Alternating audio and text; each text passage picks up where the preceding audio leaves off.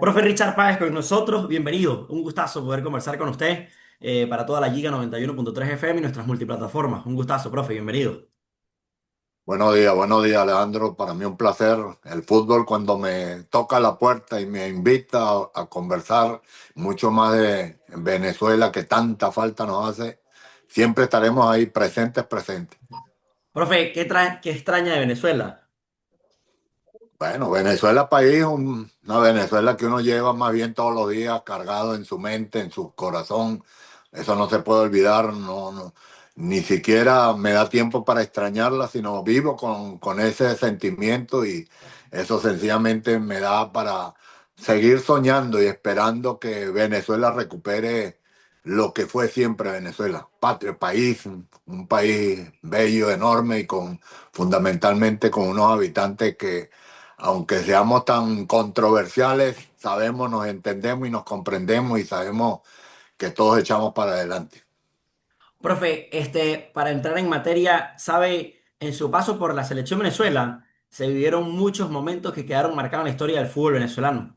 Incluso todo el hablar de Richard Páez es hablar del hombre que cambió la mentalidad del futbolista venezolano. Es hablar de ese hombre que hizo un fito importante dentro del jugador venezolano. Yo he sentido algo, y quién mejor que usted para que me pueda orientar.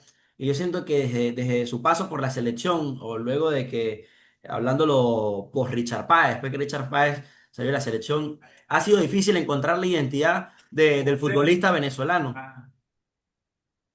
Bueno, nosotros hace 25 años, cuando nos correspondió asumir ese reto que para uno profesionalmente hablando era un honor, un privilegio y un desafío, porque conseguimos la responsabilidad de dirigir un equipo que tenía una mentalidad perdedora, que tenía una mentalidad difícil, complicada, porque siempre era mirar a los rivales de abajo hacia arriba.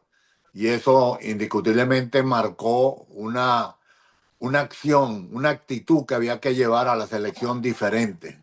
Ya habían pasado 35 años de eliminatorias y Venezuela siempre último, nos catalogaban como la Cenicienta, habíamos ganado solamente 3 partidos en 35 años de eliminatoria.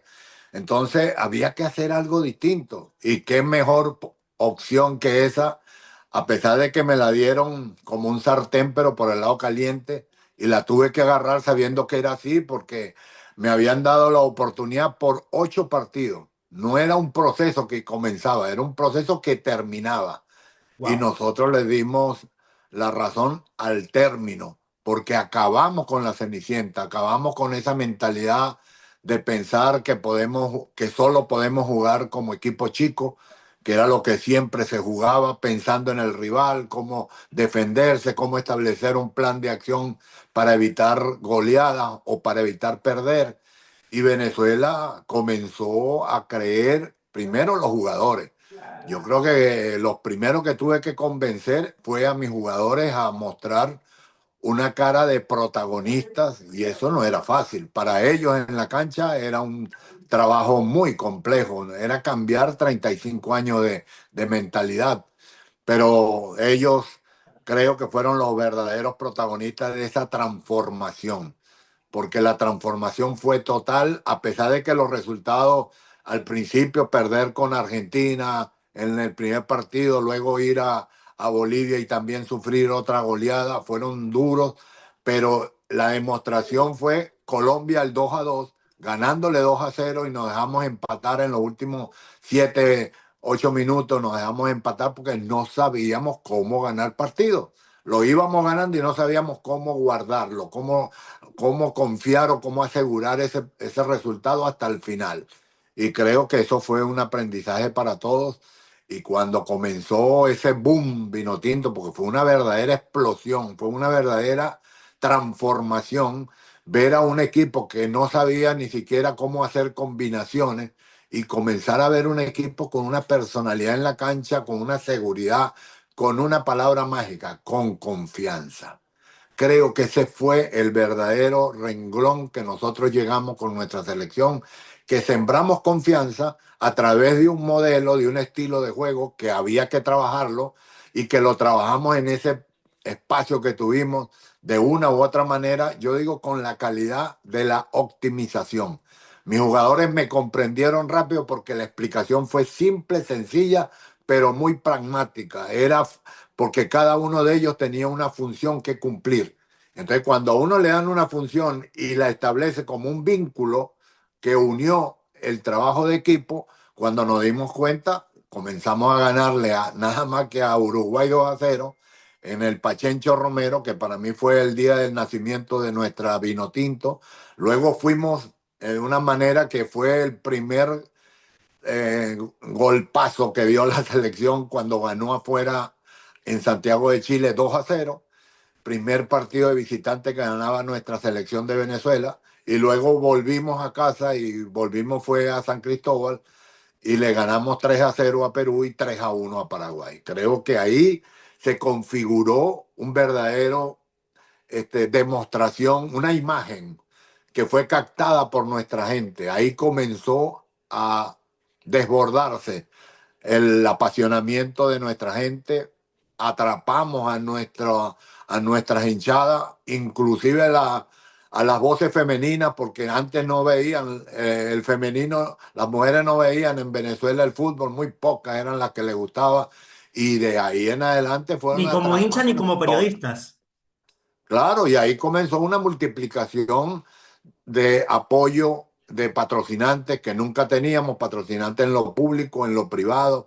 Comenzaron a aparecer aviones a nombre de la Vinotinto, comenzaron a aparecer programas deportivos, se multiplicaron los periodistas, los analistas, las mujeres deportistas que hablaban ahora de fútbol. Entonces, evidentemente fue un éxtasis en el inicio, porque fue una demostración con hechos, no con palabras.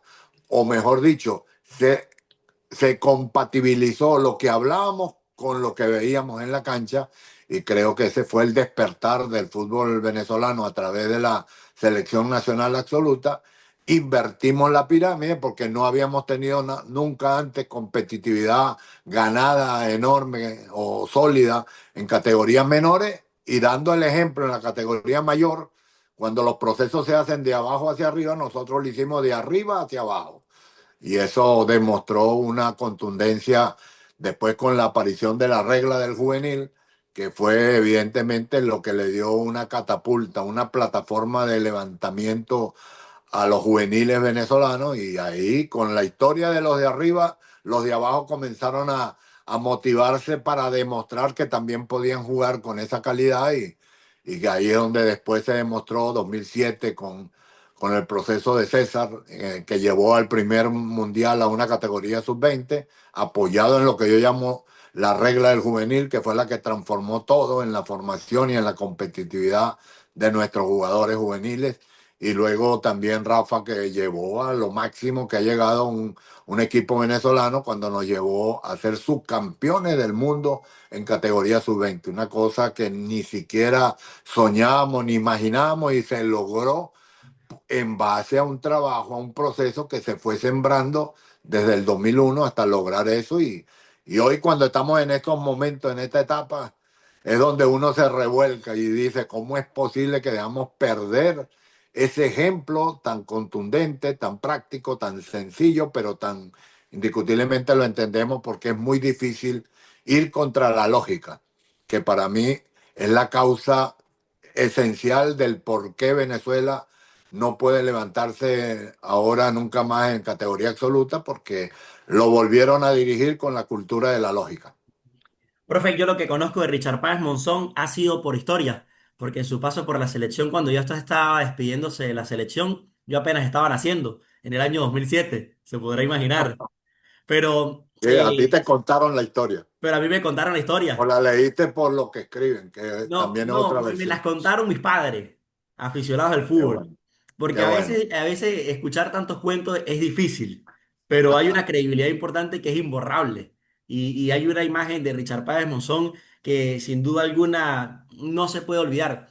Profe, y en su paso por la selección, ¿qué analiza usted de esa selección que usted dirigió en algún momento, hace algunos años atrás, a la selección que se ve hoy, a la que juega hoy? ¿Qué ve usted? Porque, a ver, le voy a decir una realidad.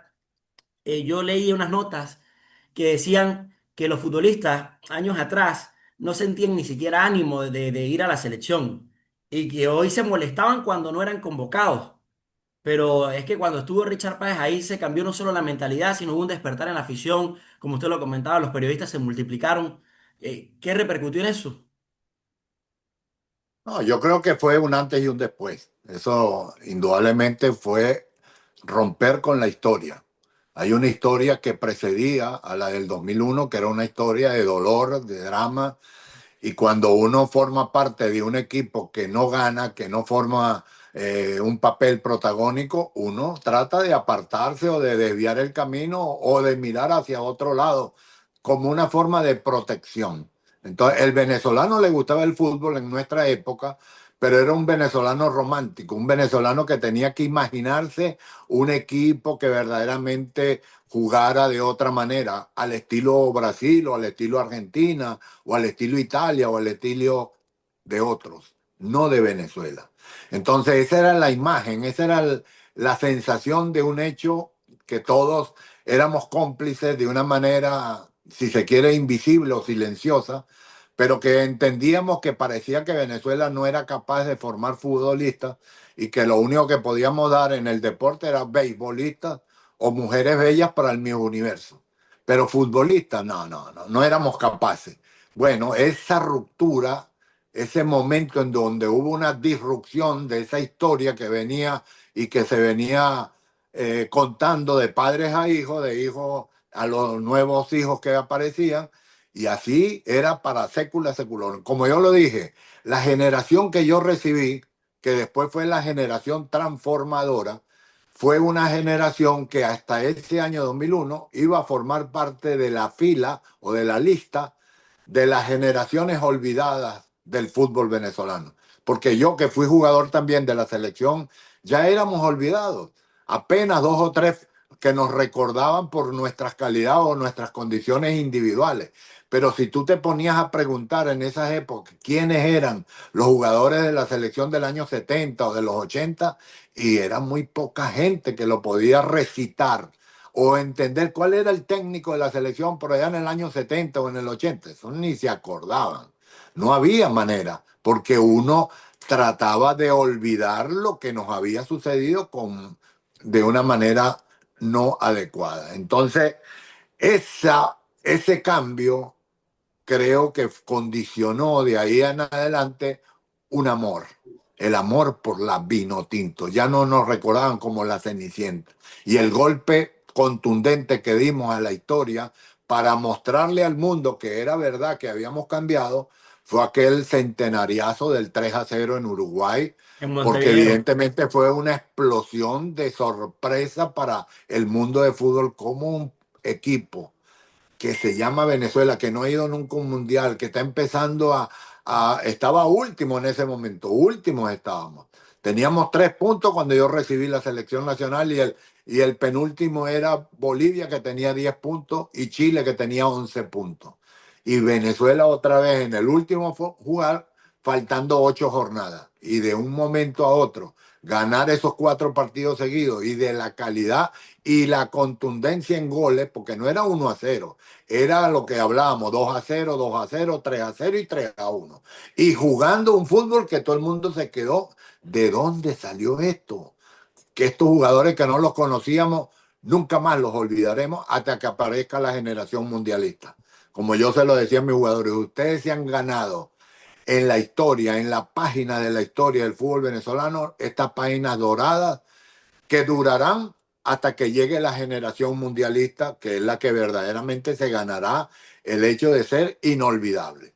Pero ellos fueron los que dieron el primer salto, porque fue un salto, no fue un paso. Eso fue un salto en la historia de nuestro fútbol, comenzar a ganar de esa manera y mostrar un ejemplo, que es lo que a uno le dolió viendo lo de ahora y viendo que se pudo haber continuado con un proceso parecido, que la gente entendiera que debería creer en el jugador venezolano, en su talento y darle esas armas de desafío. Porque yo lo que hice fue desafiar a mis jugadores, poner a jugar laterales volantes, cuando siempre jugábamos eran marcadores, poner a decirle a los centrales, ustedes no me pueden rechazar el balón como la forma acostumbrada de ustedes rechazar cuanta pelota tiran para allá y ustedes la rechazan nada más, no. Ustedes tienen que comenzar a hacer la salida de nuestro equipo en forma ofensiva desde esa zona tan vulnerable, tan peligrosa, tan difícil. Bueno, ellos comenzaron, el arquero no podía lanzar de una manera constante ese balonazo allá al centro delantero y que para pivotear y salir jugando. No, yo los quiero es con la mano o con el pie, empezando a darle esa responsabilidad de comprender que es desde atrás como se construyen los equipos ganadores. Y bueno, ahí comenzó los dos mediocampistas que eran de recuperación, para mí eran mediocampistas mixtos, que generaban fútbol porque desde ahí comenzaba el equipo a generar un juego ofensivo. Y lo más, yo digo, lo más contundente desde el punto de vista de la intención ganadora que teníamos era que jugábamos con 3 volantes 10. O sea, jugar con 3 volantes 10 cuando veníamos de ser último y así le fuimos a jugar a Argentina en mi debut y así le fuimos a jugar contra Colombia cuando le empezamos a ganar 2-0 y así ganamos los 4 partidos seguidos, con volantes ofensivos y con 2 atacantes o con uno, si jugábamos con 3 volantes ofensivos, un atacante. Y el atacante no era aquel 9 fijo que manteníamos allá para tratar de, entre comillas, ahora se le dice referenciar a los dos centrales y dejarlos allá. No, él se tiraba como un falso 9 a jugar en forma colectiva de conectarse con los jugadores que venían. Entonces, si tú te pones a ver, teníamos 2 laterales de salida que se entraban al medio campo era a tocar, a manejar y a proyectarse. 2 mediocampistas mixtos que eran los que iniciaban el juego ofensivo de irradiación de pases filtrados, que comenzaban a entender que a mí no me gusta ver el pase saltando líneas, a no ser que fuese una jugada bien precisa, pero lo que me gusta ver es el pase filtrado. Y de ahí comenzaba. Teníamos 4 jugadores para hacer pase filtrado y 3 jugadores para recibir y con el delantero 4. Entonces prácticamente teníamos 8 jugadores de la mitad de la cancha hacia adelante para atacar cuando teníamos el balón y teníamos el gran problema de esos equipos es la repliegue, que a veces nos quedábamos mal parados al principio y tuvimos problemas con eso hasta que comenzamos a entender que eso tiene un sincronismo que hay que cumplir. Hoy, cuando me pregunta ya año 2025, ahora tengo plenamente convencido cómo es que hay que diagramar esa salida para no quedar mal parados atrás y tratar de evitar las consecuencias negativas que tiene un equipo que tiene tendencia ofensiva. Pero eso fue formando parte de un capítulo de desarrollo, de evolución. Entonces, hoy, viendo a nuestra selección como dejamos que se nos escapó de las manos el repechaje mundialista, aprovechando que son 7 los que iban a clasificar prácticamente, que ahora hay 5 cambios, que es diferente a los 3 cambios que nosotros teníamos nada más, y que no había posibilidad de haber hecho cambios tácticos con una contundencia cuando son 3 cambios nada más. No es fácil hacer eso. Y menos en la cantidad de la calidad futbolística que teníamos en aquel momento, porque era esa forma de jugar ofensivo no es para todos los equipos. Hay que tener un plantel, hay que tener una cantidad suficiente para ir dando crecimiento y evolución. Hoy, cuando tenemos todos llenos en las categorías, en la generación, o mejor dicho, una generación internacionalizada, porque todos juegan a nivel internacional y jugando en equipos de renombre, porque cuando yo comencé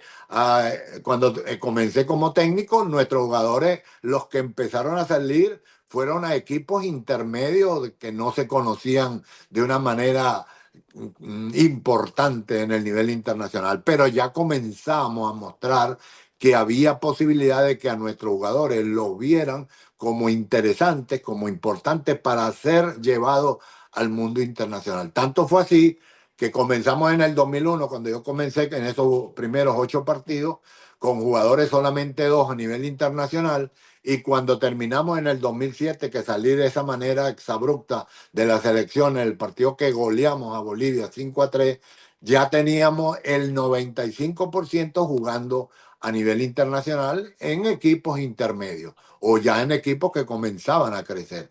Entonces, ese legado, ese ejemplo, es lo que nosotros le dejamos a los futuros entrenadores de la selección y un reto a los futuros jugadores de la selección mayor, que hoy cuando vemos este paso que dimos, que volvimos a trastabillar en un momento que teníamos que tener más solidez, más categoría, más confianza, pues se nos escapó un, una historia, una página de historia dorada que estaba ahí porque iba a ser la primera vez que llegábamos a un repechaje.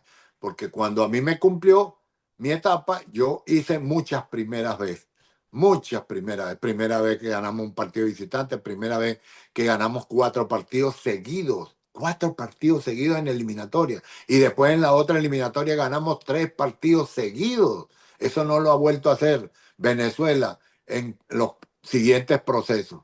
Por eso es que todavía queda en la mente, que es tan olvidadiza del venezolano y mucho más en fútbol, que no se le pierde la memoria de que dice, no, en aquella época era otra cosa. Por lo menos esa sensación no se les olvida. Podrán olvidar los nombres, cómo es que era al final, cómo eran, no me acuerdo, pero la sensación, el sentimiento, esa sensibilidad que se sintió en aquel momento, es lo que te contaba con alegría tu papá para decirte, no, es que nosotros vimos otra cosa, Claro, otra historia. Y por eso le otra historia. decía que eso es algo que nadie le puede quitar a Richard Pryor. Eso es algo No, que Richard Pryor, no eso es me algo lo que logró pueden quitar. Richard Pryor y nadie se lo puede quitar. Mire, profe, ese capítulo de Venezuela el 9 de septiembre, yo en lo personal aún me sigue doliendo, porque conociendo la historia de la selección, Eh, yo siendo juvenil, yo siento que, no sé por qué me ilusioné tanto, creí tanto que iba a ser la primera vez que veía a Venezuela en un mundial. Pero bueno, como eh. dicen, la fe sin obras es muerta, ¿no?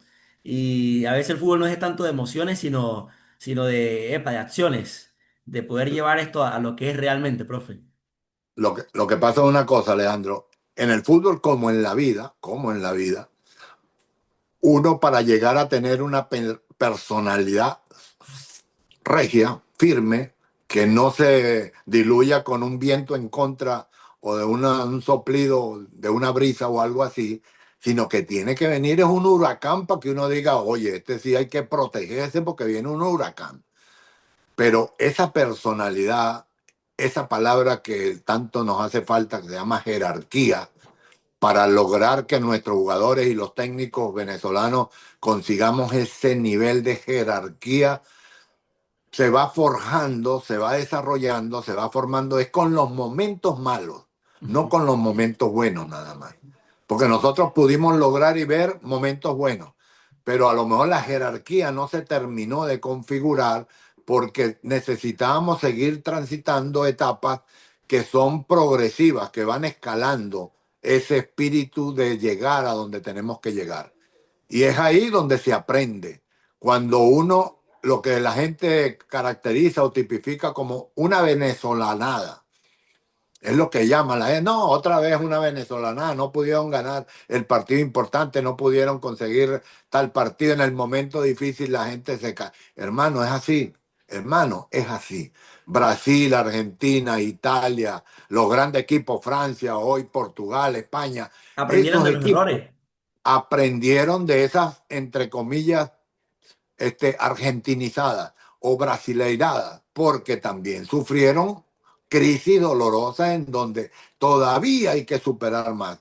El 7-1 de Alemania contra Brasil, la gente quedaría muerta, pero eso le sirve a los brasileros para volver a salir más hacia arriba. Y eso a Venezuela nos ha tocado de una manera continua hasta que no consigamos contundentemente consolidar nuestra jerarquía.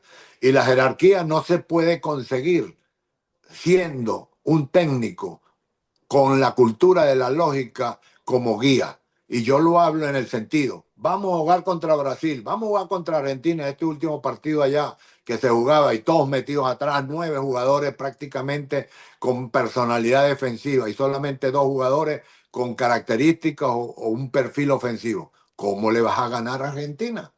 O sea, tú vas a ir a defender y a mentalizar a tu gente que como tú eres inferior, como tú eres un equipo chico, con respecto a Argentina, no tienes oportunidad.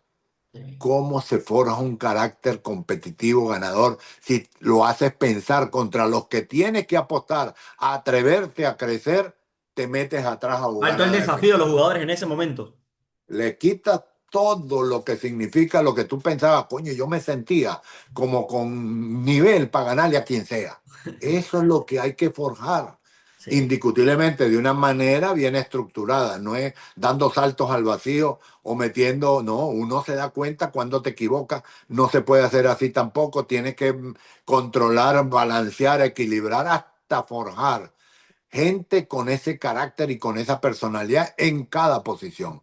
Porque la otra mala virtud que tenemos los venezolanos es que le damos la contundencia a un jugador o a una persona o a alguien que en el equipo sobresale y es esa la fórmula para conseguir resultados. No, no, papá, no es eso con no es uno, así. es con un equipo. Es trabajo de equipo. Para hacer equipos campeones no es trabajo de uno, es un equipo Trabajo que colectivo. a través de la calidad de uno o de otro en un momento determinado se va consolidando lo que significa ser campeón.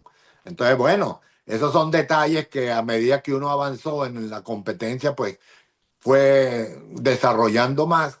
Y cuando uno fue hecho en la arena competitiva, porque a mí no me echan los cuentos, porque yo los viví, los cuentos del fútbol venezolano, tanto adentro y después como técnico, mucho más, pues considero que esa es un eslabón que todavía tiene deuda consigo mismo la historia de Venezuela en el fútbol. Profe, a ver, hay quienes dicen que Richard Páez tiene mucho tiempo sin dirigir, pero yo creo que la experiencia y el conocimiento, eso no lo puede arrebatar nadie. ¿Usted se siente a Leandro, sus 72 yo años? estaba muy adelantado. Sí, ya Ya usted está, hablaba de o fútbol de sea, yo le doy sincronía. estos 5 años de ventaja y todavía no, Ya, hay ya usted, algunos ya usted en el técnicos que no 2007 hablaba están. de fútbol de sincronía ya, y usted hablaba de un fútbol avanzado. Por Pero usted a los eso. 72 años todavía se siente en la capacidad de dirigir esta selección. Míreme cómo hablo, míreme cómo pienso, mire cómo opino, mire cómo veo verdaderamente lo que nos hace falta. Cuando uno tiene esa experiencia, cuando uno ha tenido una capacitación, porque la capacitación mío no fue que puro dirigir equipo, no. Recuerde que mi desarrollo fue desde las categorías juveniles, yo me fui primero a Colombia, después me fui a Italia a ver En el cambio, en Milan. Colombia fue campeón. Bueno, pero cuando fui en mi formación como técnico a buscar un criterio, pues no fue solamente mi experiencia como futbolista, como es la mayoría que lo hace, sino que yo estuve años o meses, estuve allá en América de Cali, en el Nacional de Medellín, y luego me fui para Italia a ver el trabajo de Arrigo Sacchi y de Fabio Capello, y después estuve en Argentina viendo el trabajo del técnico Bianchi con Boca Juniors y fui creciendo con una visión que estuve en el Ajax, en las categorías menores del Ajax, viendo entrenamientos, hasta llegar a tener aquel técnico que comenzó su trabajo profesional. Y hoy, cuando tengo toda esa capacitación, la experiencia y la sabiduría, eso se llama sabiduría. Entonces la gente sabia entiende que teniendo esta vitalidad, que gracias a Dios, no te olvides Dios, de todavía faltan unos años más, Todavía para le queda. poder volverle a mostrar a Venezuela. Mi gran reto como entrenador de querer ser entrenador de la selección es volver a mostrar la versión 2.0. Que algunos dicen, no, nunca son buenas. No, papito, sí han sido buenas cuando antes se jugaba fútbol asociativo. Hoy estamos hablando del fútbol de los sincronismos. Esos muy pocos técnicos veo yo que juegan al fútbol de los sincronismos a nivel mundial. Estoy hablando a nivel mundial, son pocos los equipos que uno ve. En la Copa Libertadores me da alegría ver dos o tres o cuatro que están ahí por encima de ese nivel y ver ese estilo, esa manera de pensar el fútbol y que en Europa hoy, afortunadamente, uno tiene la oportunidad por vía televisiva de ver partidos que te van mostrando lo que uno piensa, cómo debe jugarse en la actualidad. Profe, en definitiva, entonces usted sí le dice a Jorge Jiménez que, a ver, no busque extranjeros. Ahí creo yo, y hay gente con la capacidad aquí. O sea, el presidente de la federación tiene que comprender que la principal, la fundamental decisión que él tiene como presidente de la federación es elegir al seleccionador nacional, porque le va a entregar durante 4 años el futuro del fútbol venezolano. Que piense lo que le pasó a Rafael Esquivel en el 2001, que me dio un sartén por el lado caliente, entendiendo que yo era el único técnico que en aquella época también hacía lo mismo que hoy. Pues yo no veo los otros técnicos de este país. haciendo la posición firme y directa y concreta de qué es lo que nos está haciendo falta en Venezuela para cambiar esta historia que no podemos ganar en Copa Libertadores, que no podemos ganar en Copa Suramericana, que no podemos ser competitivos clasificados en categoría absoluta. Pienso que lo más importante es entender que el presidente de la federación tiene una decisión que es fundamental para el fútbol venezolano, ya que entregaría con la elección de un seleccionador el futuro del fútbol venezolano por 4 años, ya que la selección genera y irradia una serie de consecuencias positivas o negativas de acuerdo a lo que esté al frente de la selección y lo que desarrolle como planteamiento, como modelo, como identidad en la cancha un equipo como es la selección.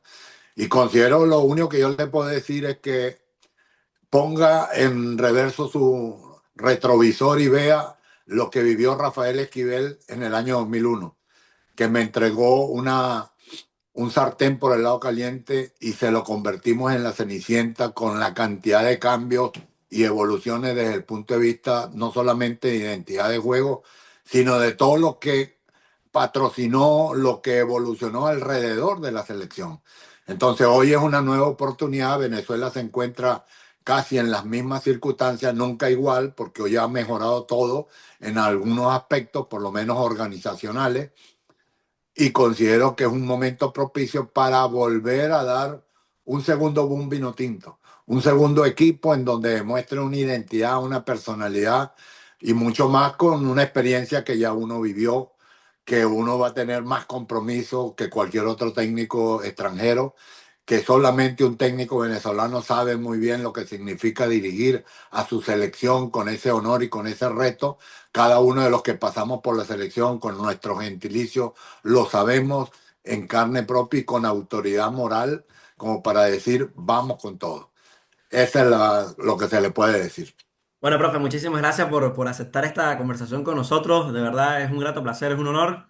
Le confieso que habían un poquito de nervios, pero con todos los contratiempos y todo lo sucedido, igualito esto quedó excelente. De verdad le deseo lo mejor como venezolano y como juvenil. Deseo mucho que vuelva ese Richard Páez a la selección y más que todo poder cumplir el sueño de ver a nuestra selección en un mundial, que creo que es el sueño de todos y lo que todos realmente anhelamos, profe. Así que muchísimas gracias.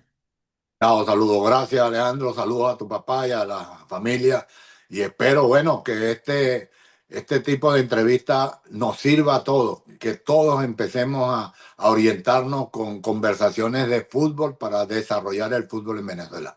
Chao, buenos días y Richard Páez siempre a la orden. Muchísimas gracias, profe.